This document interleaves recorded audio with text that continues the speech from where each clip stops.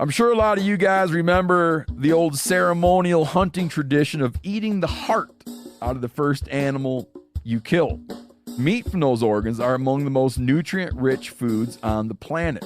You can get those same benefits your ancestors craved via convenient daily capsules from Heart and Soil. Find out more at heartandsoil.co. And remember, use code MeatEater for 10% off your purchase.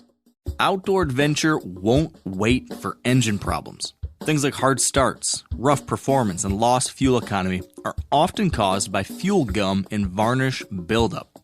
Seafoam can help your engine run better and last longer. You simply pour a can into your gas tank. Hunters and anglers rely on Seafoam to keep their engines running the way it should the entire season. So pick up a can of Seafoam today at your local auto parts store or visit seafoamworks.com to learn more. Welcome to the Wired to Hunt podcast, your home for deer hunting news, stories, and strategies. And now, your host, Mark Kenyon. Welcome to the Wired to Hunt podcast. I'm your host, Mark Kenyon, and this is episode number 86. Today in the show, we're sharing a behind-the-scenes look at the latest bow hunting gear and news from the 2016 ATA show.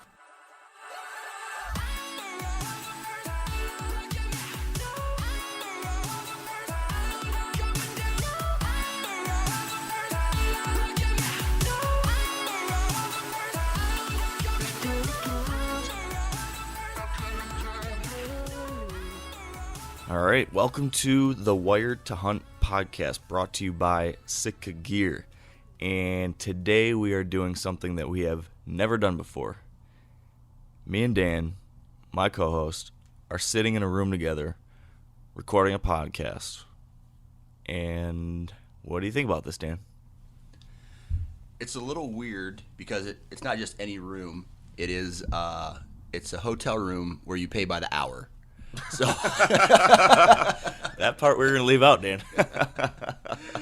No, it's weird because our setup now, everybody who talks has to lean in and then lean out and then lean in and then lean out. So yeah, we might not sound the best today, but we're working with our janky setup here, and it'll be good because we are here at the 2016 Archery Trade Association show, which, for those that don't know, is essentially the largest archery and bow hunting convention of the year, where retailers, manufacturers, and media members all come together to check out the newest products from all the companies across the board. And retailers are trying to figure out what products they need to stock.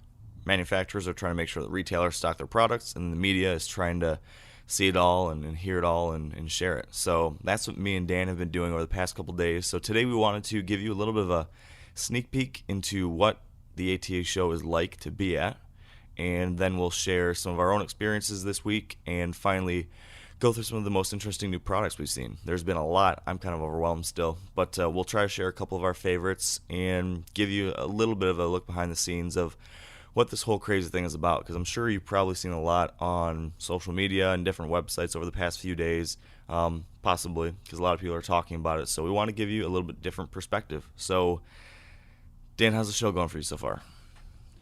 Well, I made the mistake of wearing a brand new pair of shoes and walking up and down the aisles all day long. So my feet hurt, and but I did good. I didn't go out drinking at all this week while I was here compared to past years. And I got some barbecue, ate some barbecue, and went back to my room. But other than that, the show's been good. I did the same thing you did, walk up and down the aisles, look at products, talk to manufacturers, and just get a ton of information. That's one of the things about the show usually, is that when you get thousands and thousands and thousands of bow hunters together, and all these people from the media and all these different companies that you see, maybe you talk to online a lot, but you don't actually get to meet in person, when everyone gets together, usually there's a lot of after-school events, I guess we'll call it.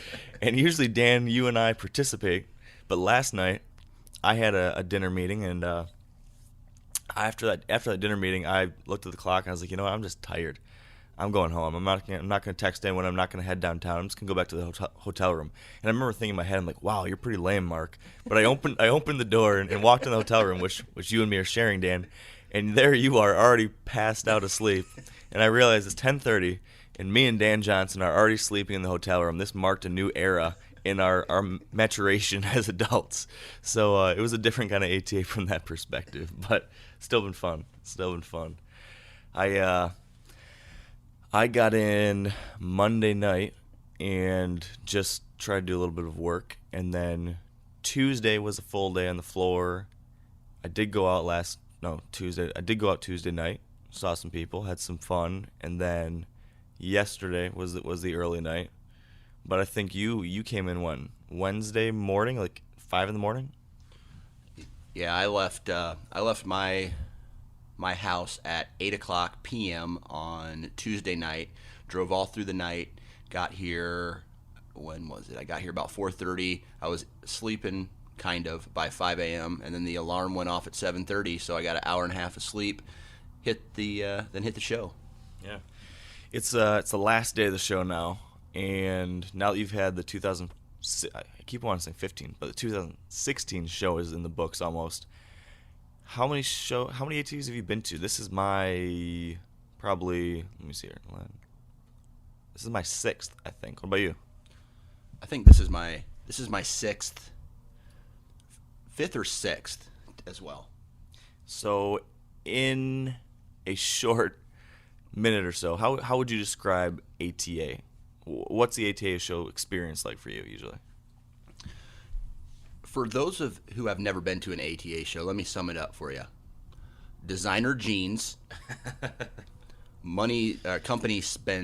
Big companies spend big money on booth spaces, and a lot of people, similar to what we do, like if they have a web show or if they have a television show, everybody's trying to get something.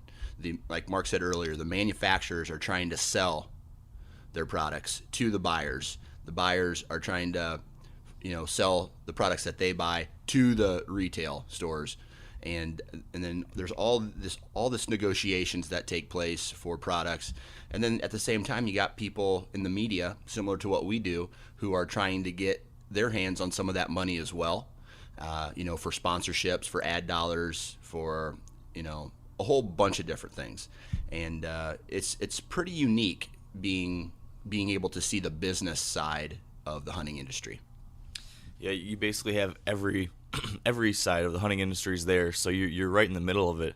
I remember my first year, I don't know about you, but my first year at ATA, you walk in the doors and it's overwhelming. It's just like, holy crap. It's bright lights and blaring music and videos and people everywhere and endless booths and products everywhere. Like every year, I just start walking, and the first few hours, I just kind of wander, just trying to take it all in. And then from there, I can kind of start figuring out where I need to talk to people and all that. But for a little perspective for those who haven't been to the show before, imagine several huge convention floor spaces. I mean, like hundreds and, 5, 6 football fields, maybe more. Basically a Walmart distribution center. Yeah. Full of every bow hunting product that you've ever seen. Yeah, and then you get some companies that just have a small booth, like a single table and some, things behind them. And then you've got other companies that are massive, elaborate setups, like compounds, like cabins almost. There's all sorts of people bringing all sorts of interesting things, couches and tables and meeting rooms and huge panoramic video screens with videos playing and all their sample products, especially like the bow manufacturers. Usually you've got some of the biggest setups. And today there's a couple different large holding companies that own like 5 or 6 different big hunting brands. So those guys have got like little small villages set up with corners for each one of the brands. So it's quite a setup. And on top of that too, especially if you're new here, there can be a little bit of sensory overload. Sensory overload, yeah. That's a good way to put it. And then on top of that, if you watch outdoor TV or anything like that, or read magazines, all the hunting media folks are here, which is kind of interesting. There's autograph signings from all your TV people at different booths, so you'll walk around and then there'll be some massive line or huge throng of people, and Jim Shockey will be standing up on a stage talking, or you'll turn around and there's Michael Waddell, and you walk a little further and there's Cameron Haynes, and you walk a little further and there's Lee and Tiffany, and there's pretty much everyone's here. So if you're into that kind of stuff, you get to see those folks, which can be cool, I guess. And I didn't mean that in a bad way. I guess if you're into that, I guess.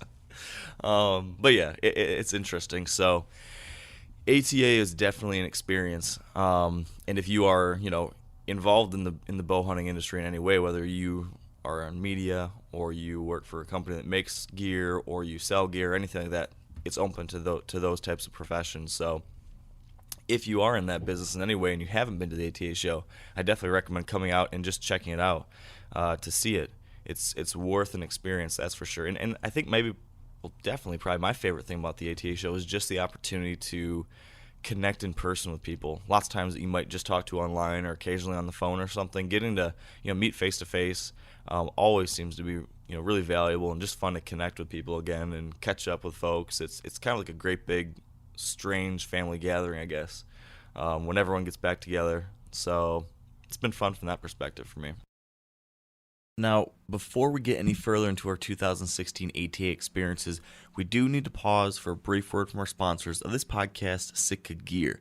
And given that we've just been at the ATA show and hearing all about new products, I thought today would be the perfect time to ask Sitka product category leader Dennis Zuck about what the new product development process looks like at Sitka.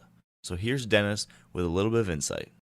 Yeah, so it's kind of a funny thing because, as I sit here today, I'm thinking about 2017. So if that gives you an idea of how long it takes a couple of years.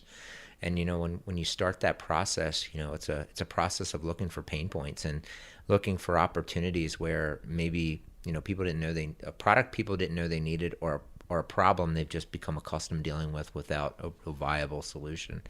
And that's a series of interviewing some folks, asking some tough questions, being a hunter yourself, going out and thinking about, that one instance that caused you problems, or how come my hands keep getting cold, or what could I do if somebody didn't tell me how to make a jacket, how would I make that jacket, given the fact that maybe I'm an archery hunter, so going back through that and thinking about the seasons, what happens in the early season, the late season, what happens when I'm hanging my tree stands, all those little things that make us whitetail hunters, thinking about them, diagnosing them. And then we write briefs, which is us saying that if you could do it, this would be the perfect product. And lots of iteration, lots of testing. We try not to test anything on our consumers. So we get out, beat stuff up, rip things. We have problems. Things don't work. We come back to the well, we do it again. But that process, it's a couple year process for us to do it the way that we feel that our consumers deserve. So if you're interested in learning more about what Sitka Gear has to offer for whitetail addicts like you and me, visit sitkagear.com. And now, let's get back to the show. I'm curious, Dan. Your show so far has been pretty quick. You've been, I think, harassing people to talk to you, right? Is that your methodology, Dan? I'm just kidding. Corner them in an uncomfortable position. No, I'm just kidding. What have you been doing here so far? Well, basically, the first thing I did was take a lap. Just walk up and down every aisle, trying to see who I wanted to talk to in regards to my own personal show, my own podcast, and getting guests for my podcast. I wanted to interview, the gear side of things, the manufacturers, the equipment, all that stuff. Who do you think, and maybe you can't share yet, but are there any particular companies that you talk to that you think for sure you're going to be able to share on the Nine Finger Chronicles podcast that you're excited about? Well, every person I've talked to seemed interested. So if my stack of business cards that I got all plays out, I'm going to have 50 podcasts coming this year, which is pretty exciting. But yeah, like companies like NAP, companies like a close friend of mine, Sam Calora, owns Miss Deer Pea. It's just a scent, and he's from my hometown. I'm going to have him on the show. I talked to him, just a gamut from, like you said, really small companies to the larger, I don't even know what they're called, corporations, basically, like the Outdoor Group, and they own Elite, they own Slick Trick, they own Dual Game Calls. So, Yeah, I think that's one of the things that maybe a lot of people don't realize, and I didn't really realize till we started, showing up at these shows, is that a lot of the hunting brands that we're familiar with are part of these larger holding companies, mega corporations. So, like, for example, you mentioned the Outdoor Group. Pradco Brands owns Moultrie, Summit Tree Stands, Code Blue, and Night and Hail. That's another big one. Plano Synergy is huge. I'm going to forget some of their brands. Tenzing, Barnett Crossbows, Wild Game Innovations, Plano Cases and stuff, Bloodsport Arrows they just added this year, I saw. What else? Any others on that front? Not that I can think of. Yeah, so there's a whole bunch of these mega kind of corporations that have kind of been collecting brands underneath their umbrella now. So that's been an interesting change. It definitely seems over the last few years that's been happening more and more. You see more of these brands getting pulled under. Faradyne is another one. They've got Muzzy, Rage, True Fire, something else. So that's something that's interesting to see here. Now, to what you said, Dan, about what you've been doing here, I've been doing a lot of the same thing. I've been, given the fact that we have relationships with some companies, I'm spending time meeting with companies to catch up and chat about what we've been doing so far and what we might do in the future. So lots of meetings with different people, magazine editors, all the different folks in the industry that I work with. Try to connect with them here while we're at the show and in person, because it's pretty hard to do that when we're spread all across the country. So when we all get here together, it's like packing as much as you possibly can. And then also in between all of that, then trying to see as much of the new gear as possible. Try to share some of that on our social media, which is getting to be more and more of a challenge. I'm running out of time to do it. But trying to see some of those things, trying to identify some of the most interesting new products, the weirdest new products. There's always a kind of a collection of both. So that's what I've been doing over the past few days. And like you said, Dan, I'm pretty darn tired. Shoot, not only did we go to bed early yesterday, but I even came home for like an hour and a half nap in between meetings. So I'm kind of glad that we're winding down here today. But now that, you've had a full day on the floor, I've had 2 full days on the floor, I want to walk through some of the products we've seen, some of the interesting new pieces of gear or just interesting things we saw in general. So off the top of your head, Dan, what are some of the things that you saw this year that you were interested in? And let's hear a little detail about those. The very first product that comes to mind is a new broadhead by NAP, and where the blades are fully encased in the housing of the broadhead. So what that means is there is no blade exposed. So you walk up to it and you look at it, and for the most part, it looks like a field point. Then you push in the head, and 3 blades come out. Now, I don't know the details on, I know they have a 100 and a 125 grain broadhead, but that's the very first product that sticks out just because it's so unique and the blades are completely enclosed in the housing. We've never had the broadhead debate on here, Dan, I don't think. I think we talked about it in your podcast recently. But do you typically shoot mechanicals, or are you a fixed blade guy sometimes? Most of the time, I've been shooting mechanicals, just because I feel they fly better. What a jerk! You're such a jerk. I can't believe you shoot mechanical. Let's start a fight. We were just talking the other day about how broadhead choice always seems to start some fights, some serious debates. But in all seriousness, yeah, mechanical guy. Didn't you switch though for a little bit? Well, I switched for only one reason, and that was I switched to some slick trick broadheads this year for our Idaho hunt because certain states don't allow mechanical broadheads to be used. So I switched to slick trick, which is a fixed blade, for my elk hunt, or our elk hunt that we went on. And then instead of changing tips and re-sighting in my bow, I decided to go ahead and keep my slick tricks on for the whitetail season. Yeah, I switched to a fixed blade this year too for the same reasons. Well, for the last 2 years I've been using a fixed blade during my elk hunting seasons, and then after I shot that bull last year, I felt pretty confident with the Muzzy I was shooting, the Muzzy Trocar. So I decided to use that for the full season. And I ended up having really positive results. I'm happy with how it performed, and the reason why I ended up making the shift for whitetails is I'd always had the worry that with my mechanical I'd have issues with penetration someday, or if I hit a shoulder blade, I'd have that doomed. outcome of the shoulder blade shot with a mechanical. So that was what I was worried about, and I made the shift, made the switch, and I have killed 4 deer with my bow this year, and all 4 of them died within 40 yards of where I shot them. I saw all 4 of them go down, which is pretty incredible, and one of them I did have the shoulder blade shot, the dreaded shoulder blade shot, and this broadhead and arrow combination shattered the front shoulder and went all the way through to the back shoulder and just decimated that cavity inside there. So it did exactly what I was hoping it would do. So I was pretty well convinced that that's what I'm going to use for next year at least. But there's definitely a lot of broadhead options. Did you see any others in addition to the NAP one this year that stood out that you can remember? And I'm not sure what the name of the company is, but it looks like a normal fixed blade broadhead. But you remove a 4-blade broadhead. But let's say you take out 2 of the blades that are right across from each other, and you put in a pizza cutter circle. Oh, yeah.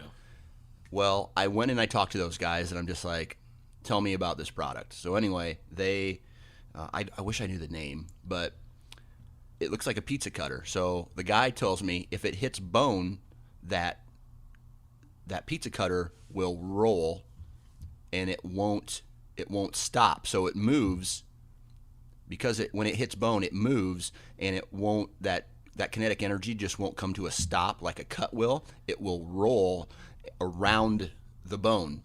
So who knows? Yeah, I remember seeing that too. That was a pretty interesting one. Funky design, but if it works, I guess it makes sense. Yeah, shoot, I saw another crazy one that had like almost 2 sets of broadheads. There was like, and I'm going to do a horrible job describing this because I just saw it really briefly, but it had a normal kind of a smaller fixed blade broadhead on the front, and then like an inch or 2 farther behind it had a second set of like expandables. I don't know. It was a wild looking thing. One broadhead that I do remember that I can describe more accurately, I was looking at the new Trocar, since that's what I shot this past year. I was kind of interested in it, and there's a new switch Trocar, or Trocar switch, something like that, where you're actually able to adjust the blade offset to expand the cutting diameter. So there's a little tiny screw, I guess, that you loosen, and then there's 3 different settings. So you can go from like an 1.1/8 inch cutting diameter up to 1.25 inches or something along those lines. So that's kind of nice if you want to expand that cutting diameter while still having a fixed blade design. So shoot, we're doing a pretty bad job remembering broadheads. What about arrows? Did you see anything new on the arrow standpoint? I'll be honest. I didn't get a chance to go check out some arrows this year. I did talk with some guys from Gold Tip about some new arrows, but you know, like I said, it's a sensory overload, and some of that information was not absorbed on what specifically was good about their new product. But it's just not the Eastons, the Gold Tips, the Carbon Expresses of the world. There are probably 50 arrow manufacturers in this building. Yeah, isn't there? I'm trying to think of who I can remember. There's Victory Archery, there's Black Eagle, I think. The 3 you mentioned. Those are 3 I can think of. And then there's some Japanese companies. Yeah. There's a whole slew.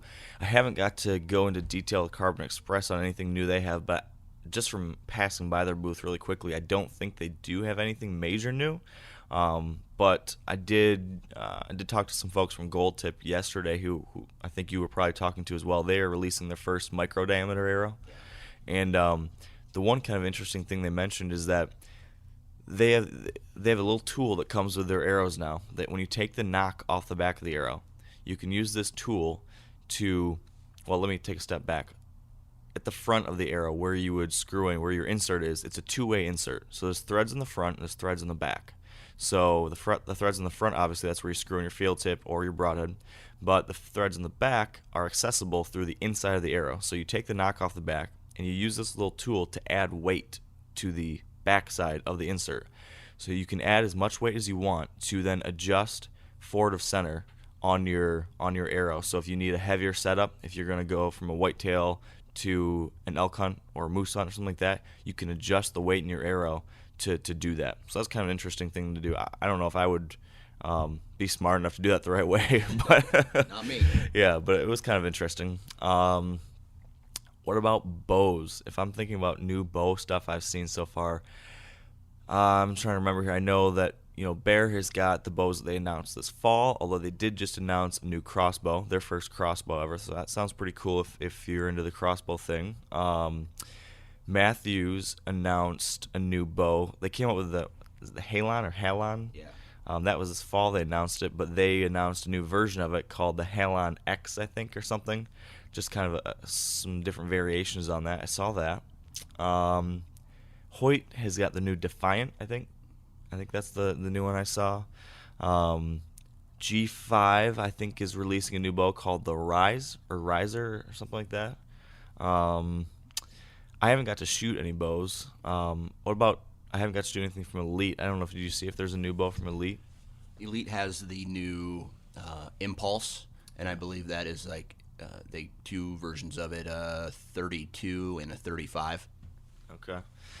So that's another thing that we didn't mention is that all the bow companies that are here, most of them along the outer walls of the convention center, have got essentially shooting ranges set up where you can come in and shoot all the different bows. So some guys just spend the whole day going from booth to booth, shooting every bow, trying all of them, trying to get a different feel for which ones they like. I haven't been able to do that yet this year, but I might try to shoot a couple today.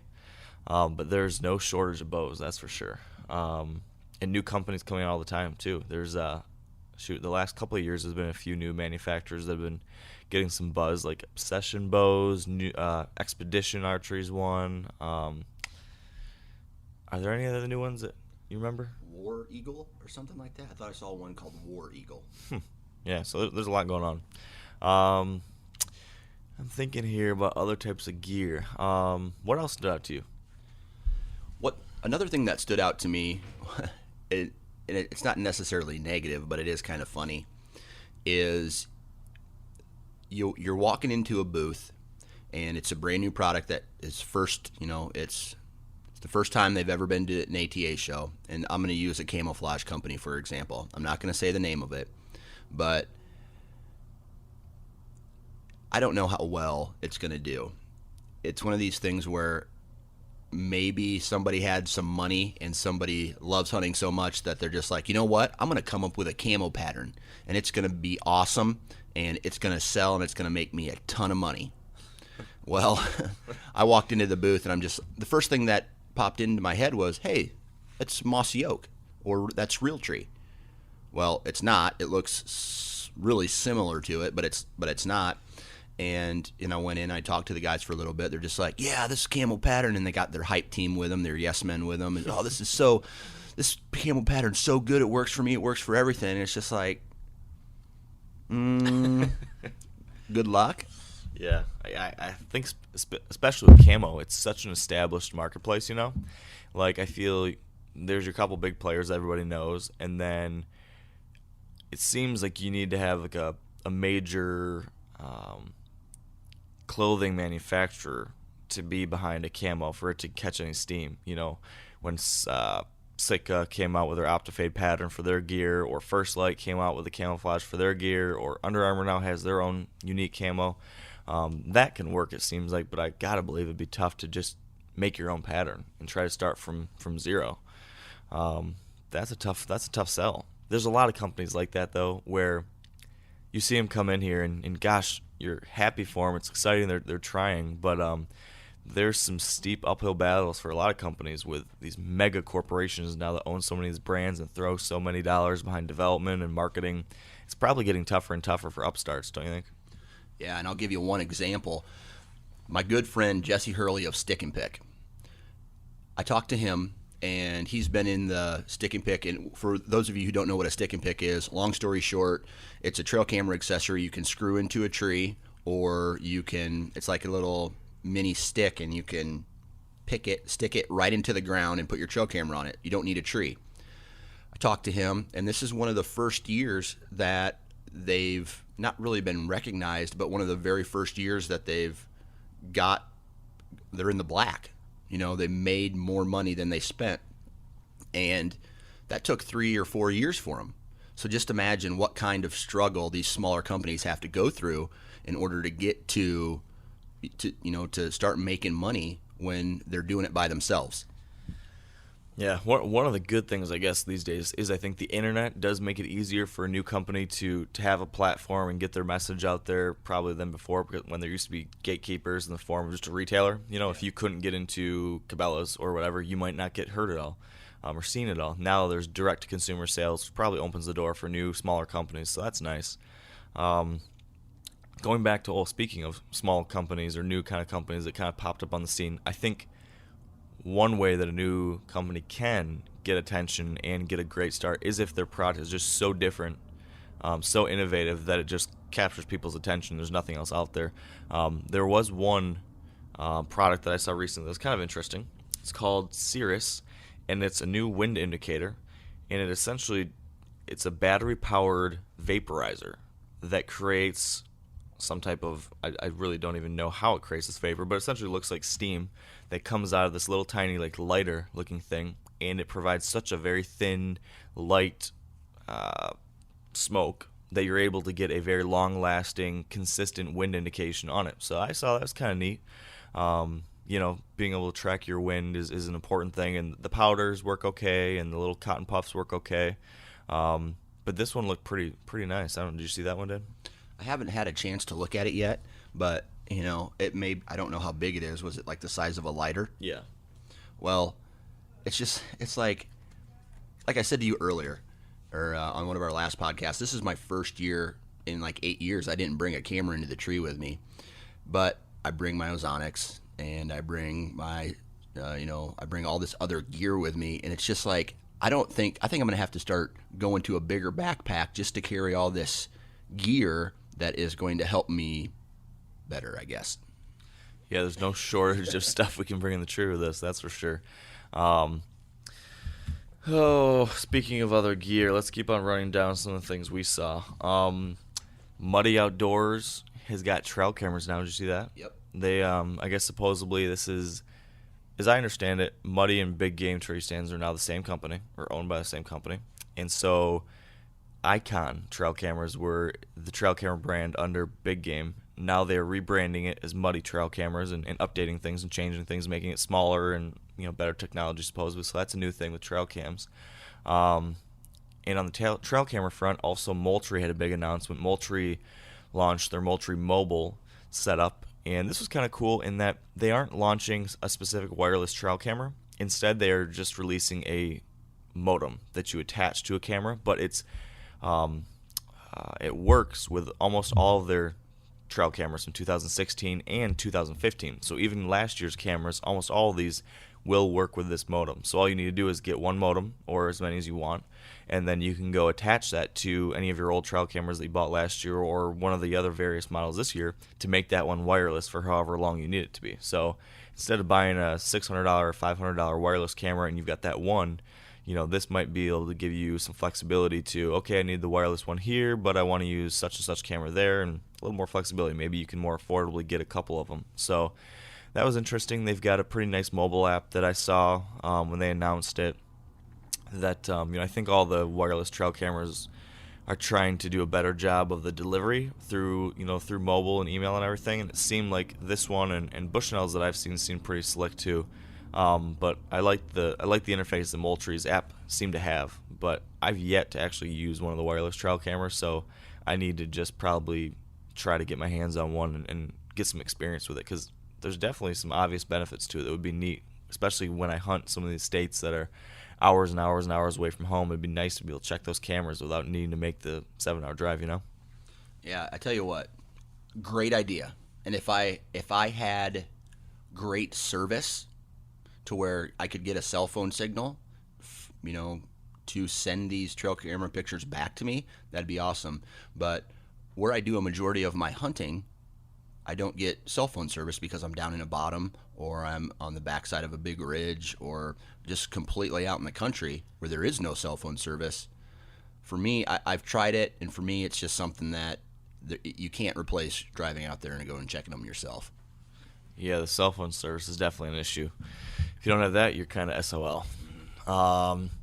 So looking through my little stack of brochures here that's kind of triggering my memory, another big new announcement this year is from Ozonics, who we talk about a lot.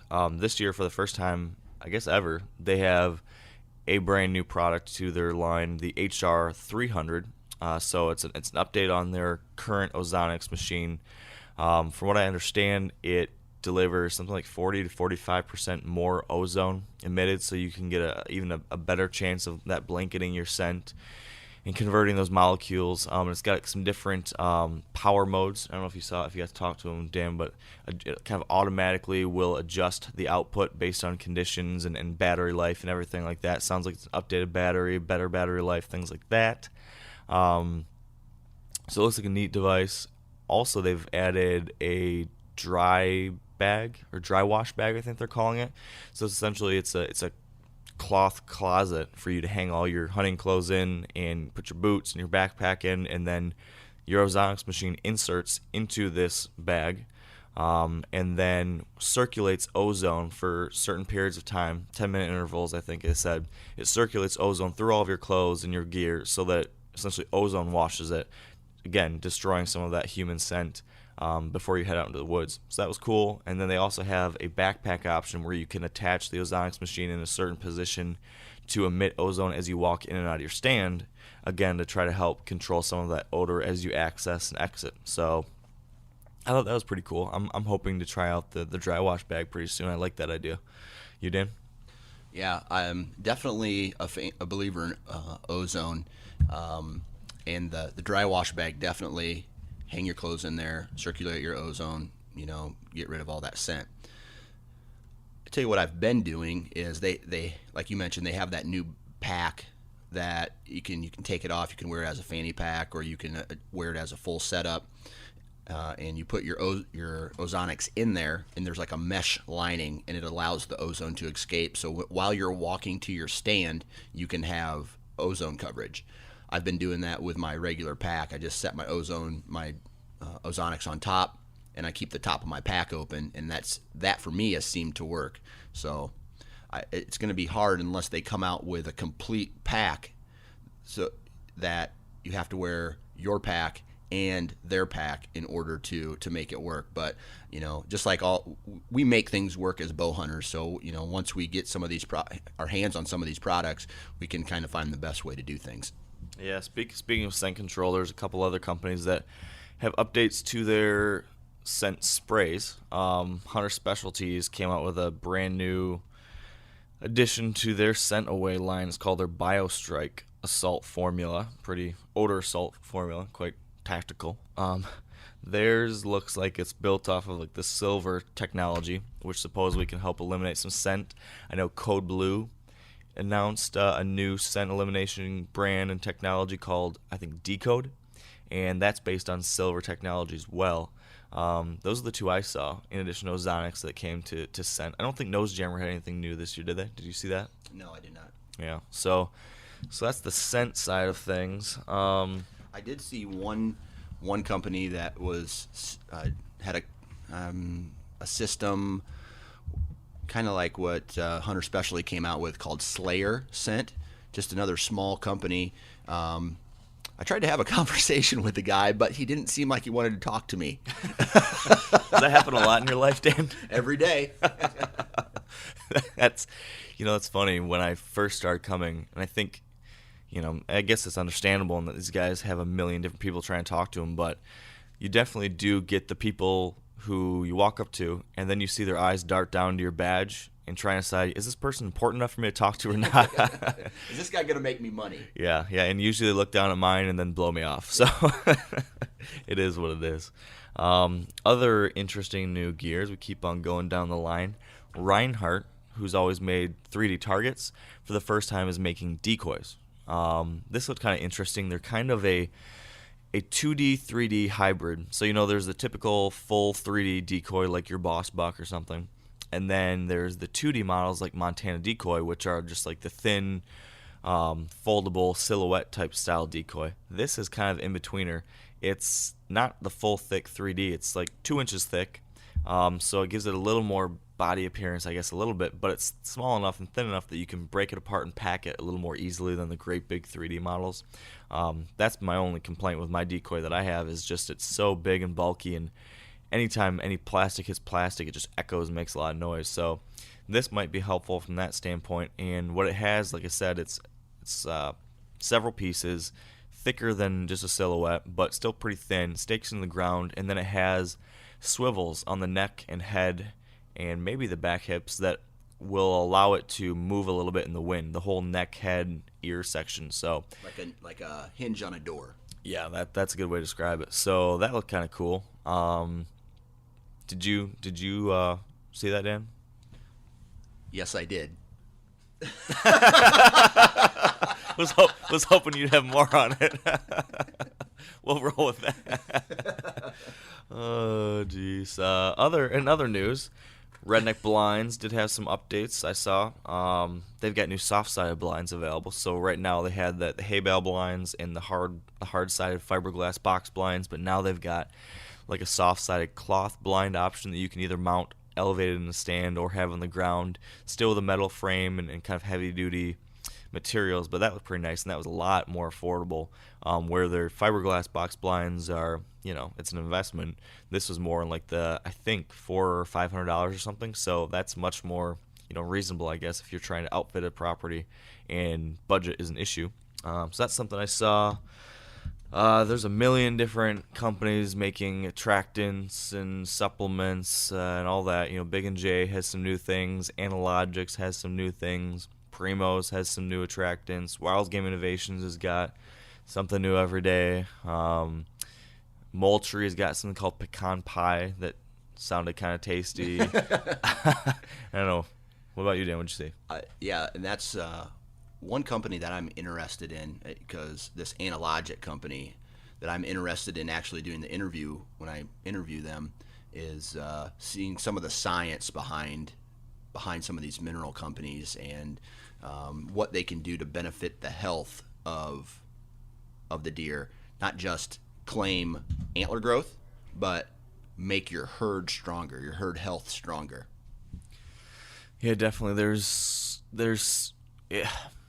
I always kind of bounce back and forth on how much a supplemental feed like that can help. I think in order for it to be a noticeable difference, you have to be, providing it in pretty large quantities that make it tough for maybe the average guy or girl to afford. But if you can, it'd be interesting to hear more about what they're doing and see how beneficial it can be. To date, I've always just used things as an attractant for my trail cameras, but shoot, if it can help your deer herd too, that's a good thing. Speaking of antlers, you just mentioned antlers. It triggered another memory for me. There's a new piece of gear from Wild Game Innovations, I think. It's called the trophy tape. Did you see that one? It doesn't look like you did. You've got a confused look on your face. No, I've seen it, but it's not from Wild Game Innovations. Oh, who's it from? I don't know. I know. Real helpful. Yeah. Essentially what it is it's adhesive tape. So it's a tape measure that allows you to just tape the edges, all the tines, the main beams, the circumference of all of your antlers to get the scores that you need, the numbers you need to score your deer. Well, now you can do this without needing a calculator. You just lay each piece of tape on the tine or on the main beam, wherever it is, and then it marks that amount of inches, and then you can just right there easily see your score. So if you're the guy or girl that doesn't like using your own tape measure, moving it all around, taping it, adding everything together, this seemed like a slightly easier way to do it. Although it looks like, there's only so many times you could use it because it's adhesive, and I don't think you could reuse it. I think it said there's 600 inches of tape. So if you live in Michigan, that might get you 6 deer. If you live in Iowa, it might get you 2.5. So that product's not important to me right now because I have to worry about killing a deer first. That's true. We need Dan. Well, you can weigh your deer. You've got some does, so we could get a trophy weight measurement. I guess I didn't see that product yet. I'm trying to think here. What else stood out to me? Like you said, there's all the camo gear companies, new stuff on those fronts. I didn't see a whole lot of new on the clothing standpoint. As I think through, Sitka has got a few new things, but no major new updates this year since last year was the huge whitetail relaunch. They've got a new Fanatic Light bibs to go along with their jacket and a new Fanatic Light vest. so that if you need something for slightly more moderate climates, that's a good option. Tree stands. You see anything new on the tree stand front? I remember seeing Muddy had a new tree stand with like the kind of hammock style type seat, the cloth seat, not a big cushion seat, but the kind of sling seat that's like a $99 price point, so it's a little more affordable. Oh, I remember something that I saw. Did you see the Vine tree stands from Summit? So Summit brand tree stands has launched a whole new line that they're branding as the Vine tree stands. And essentially what they're trying to do is remove all straight lines from their ladders, from their sticks, from the tree stands, so that it looks like a vine on the tree. So a ladder stand, instead of having your typical straight, what a ladder looks like, it kind of looks like I don't even know how to describe it other than, I guess, kind of like a vine. There's all your different spots where you can put your feet, but it's curly and winding and meandering and really strange looking, so that when you're walking through the tree or walking through the woods, other hunters aren't going to be able to see your tree stand, and hopefully deer won't notice those straight, strange edges either. So kind of a cool, different way to go about it. I saw that and was kind of interested. Another thing I saw, speaking of Summit, somebody I was talking to had shared a couple of these things with me that I never knew. And I don't know if this is new or if this has just been with Summit tree stands forever and I just never knew. But they have this, I guess, proprietary technology on their seats, their cushioned seats, that's essentially the same stuff that Crocs uses for their shoes. And I'm not afraid to admit that I love Crocs. They're really comfortable. So they've got these seats that essentially feel like you're sitting on the same material as Crocs, but it doesn't absorb moisture, so it will never be wet, and squirrels and other rodents don't chew it. So that seems like a really cool thing, given those are major issues. I hate having a wet seat when I get to my tree stand, and I hate having it all chewed the heck up by squirrels. So that's I've never tried some of tree stands personally, but that kind of was intriguing to me. So yeah, from the tree stand side of things, I had a good conversation with one of the guys who works for XOP. And if you're not familiar with Extreme Outdoor Products, they are, how do I put this? They used to have, they made the original Lone Wolf. They sold Lone Wolf. Now they came out with another tree stand that has all the upgrades that one would want to a Lone Wolf. So like, if your Lone Wolf stick, or any stick for that matter, is at an angle, if it's wet or if there's snow on it, your boot can kind of slip off because it's a straight line. Well, on their stick, they have that step has been not only lengthened, but there's been a curve designed into that, so your boot rests right in the center of it. That V bracket on the back of the stick has been the angle has been shortened, which removes it further from the tree, meaning you can get your boot further onto the step. And they have a locking mechanism on their stick, so when they stack their sticks, you don't need a strap. You can, when you shut down the actual step on the back side of the stick, there's a bracket that clips onto the next stick below it, allowing it to stack up without having to use straps. So I thought that was pretty interesting. Nice, yeah. I've been intrigued by the XOP products. I've yet to try them, but a couple of my buddies in Iowa that I hunt near, they did, and they seem to like them a lot. And I think they're a little bit less expensive than Lone Wolf, right? I think like $20 or $30. Yeah. The only thing one of the reasons I bought a new tree stand this year, and I was between getting an XOP or Lone Wolf, and I ended up going with the Lone Wolf because they've got the smaller version of their hang-on stand, the Assault version, that I really like. So Lone Wolf has got their two main hang-on versions, and I really like that small one. And XOP doesn't seem to have one that same size. They kind of have the standard size.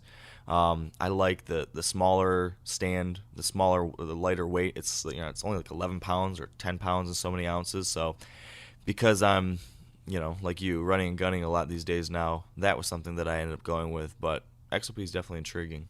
I don't know, have you seen that?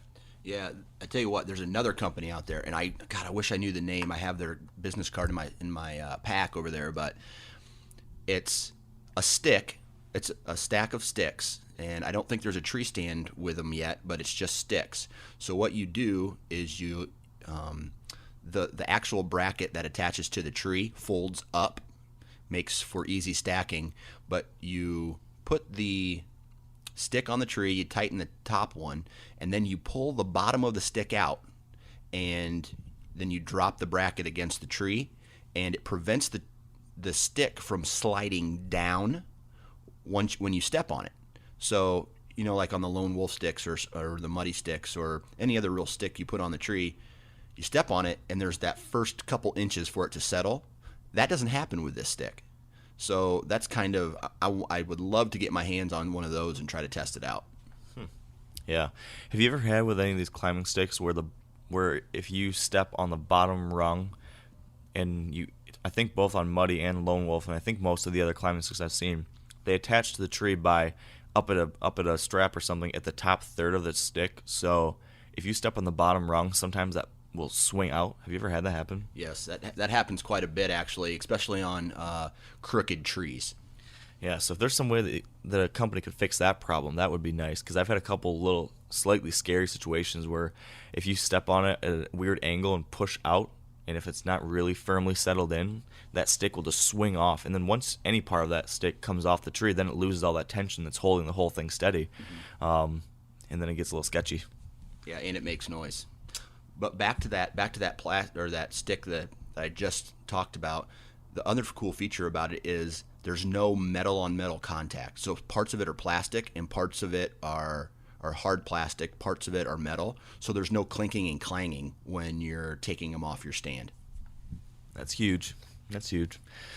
I wish more, that's something I wish more tree stand companies would focus on, is making those parts quiet. Like, how come we can't get a tree stand that has some type of, rubberized coating over some of the different edges or something? I haven't seen anything that does a really good job of avoiding those clanks. And that's one thing that I saw a DIY guy. He owned a truck bed lining company, like those spray-on rubberized thing. He dipped his tree stand in that. I thought that was one of the greatest ideas ever. And I know that would be a huge task for any tree stand company to try to do that to their company or to their tree stand, like dip or some kind of soft coating for that. But it reduced all his noise, he said, and it would take some time and energy, and obviously that step would increase the price of the tree stands. But man, if somebody came out with something like that would be amazing. Well, talking about like small companies that are trying to get noticed in this industry, if one of you guys or girls can come up with that technology and bring that to the ATA show next year, I promise we will get you a lot of attention because that would get me really excited. I'd be pretty pumped about that. So I think, Dan, we are going to have to shut this down because we need to get going to the show quick. Is there anything else that you think is worth noting? Any of the other products that we haven't talked that really stood out, or have we covered them? No, a majority of these companies go to your state classics as well. So especially if they're close. So look for, if you go to the ATA website and look at the floor plan and look and see who is at this show, or if it's a company that you're loyal to and you've followed over the years, or you've seen some new product or company that you've noticed through advertising or marketing, and you want to find out more about them and where they're going to be, visit their websites, and I'm pretty sure they'll tell you what trade shows they're going to go to so you can get your hands on the product. I know that for me, and I think for you as well, before we make purchases, we want to touch, feel, and hold these products in our hands, and going to your local Deer Classic or any other trade shows that these companies might go to could be beneficial for you. Yeah, and it's just fun. Usually those shows are usually like February or March or January, I guess, when you're, fresh off a deer hunting season but already looking forward to the next one. So that's a good way to get a little bit of a deer hunting fix. So I know hopefully I'll be able to make the Ohio Deer Classic, and I've always wanted to go to the Iowa one. I've never been, but I've heard it's pretty cool. So I think with that, we will wrap up this quick ATA update show. Hope it was kind of interesting for you guys to get a little bit of a sneak peek into what goes on at this great big show. Interesting stuff, and we've got one more day here. We'll try to cover some stuff on social media, which I'm sure by the time you listen to this, you might have already seen. So with that said, We will not beat around the bush. We'll just shut it all down. We do want to thank our partners, though, who have helped make the Wired to Hunt podcast possible. So big thank you to Sitka Gear, Trophy Ridge, Bear Archery, Redneck Blinds, Huntera Maps, Ozonics, Carbon Express, Lacrosse Boots, and the Whitetail Institute of North America. Please help the Wired to Hunt podcast by supporting these companies and letting them know that you enjoy the show. That's a huge help. So most important, thank you all finally for joining us. We appreciate it. It's the start of a new year, so we're excited for 2016. We hope you are too, and we hope that you'll stay wired to hunt.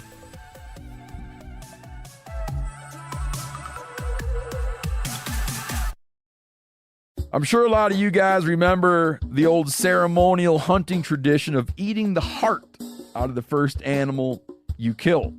Meat from those organs are among the most nutrient-rich foods on the planet. You can get those same benefits your ancestors craved via convenient daily capsules from Heart and Soil. Find out more at heartandsoil.co. And remember, use code MeatEater for 10% off your purchase. Outdoor adventure won't wait for engine problems. Things like hard starts, rough performance, and lost fuel economy are often caused by fuel gum and varnish buildup. Seafoam can help your engine run better and last longer. You simply pour a can into your gas tank.